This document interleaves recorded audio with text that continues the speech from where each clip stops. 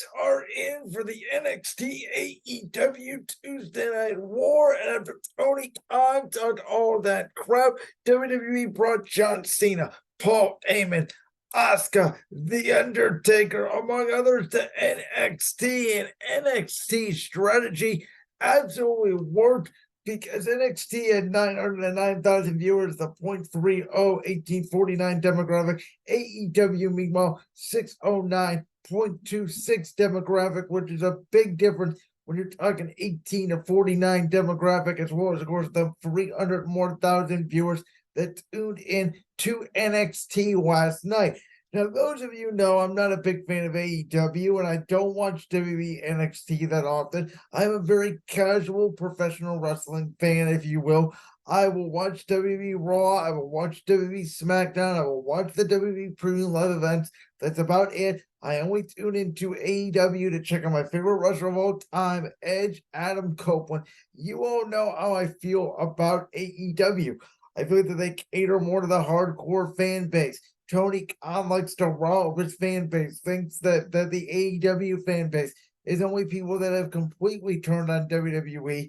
And the reality is WWE caters to the masses, whether you've been a wrestling fan in the past, present, or future. And WWE as the name brand to them, and AEW has not developed new stars. They do not cater to the masses. They do not have long-term storylines. And they feel like more of a rebel. They sort of feel like WCW White to me, as opposed to a second legitimate professional wrestling company. To me, the only reason why AEW sticks around is because of the billions of dollars that Tony Khan is worth, and because they have that TV deal with Warner Discovery. We'll see how that changes things.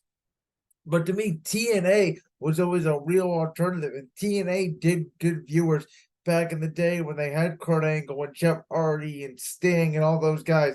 And AEW just feels like the old guys are going there almost to retire, not to reinvigorate their career as they were in TNA. So yes, WWE did bring John Cena. Yes, they did bring The Undertaker. Yes, they did bring Asuka. They did bring all their big boys. They were expecting a win against AEW. Cody Rhodes as well.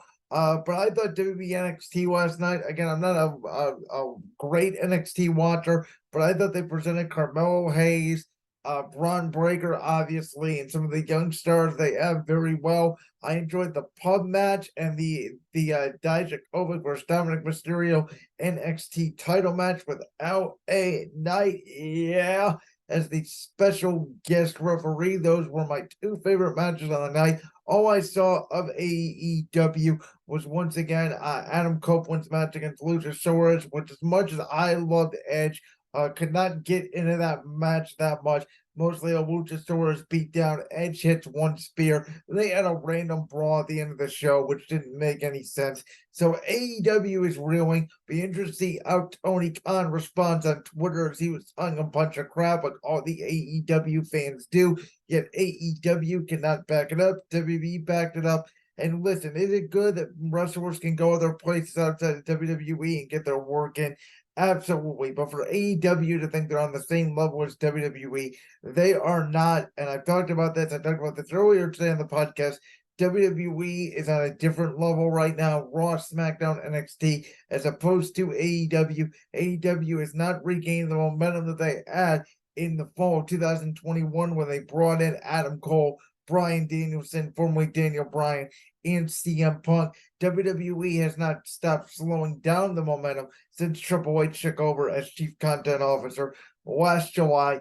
That's what it came down to. Tony Khan's the one that chose this wrestling war on Tuesday night. Could have had Thursday night on TNT. He decided to go head-to-head with NXT, and we'll see if this humbles AEW, and we'll see if for the long run this makes AEW a better promotion if they can book better storylines. Like that clip from the Brands World podcast? If so, make sure you go down there and hit that subscribe button. While you're down there hitting the subscribe button, make sure to also hit the notification bell so you never miss another upload. And make sure you check out all the other clips from the Brands World podcast right here on YouTube.